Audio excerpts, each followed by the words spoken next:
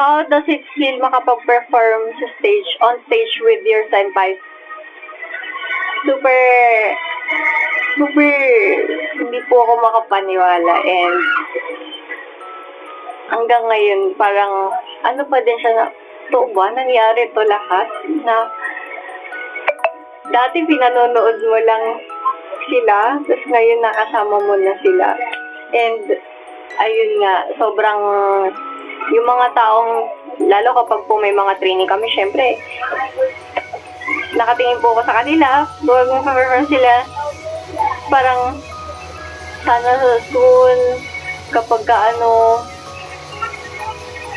makasama din po namin sila, ganun. Tapos bilang, ayun nga, nung concert kasama po namin sila, super, super happy. And very fulfilling. Fulfilling ba? Tama ba yung word?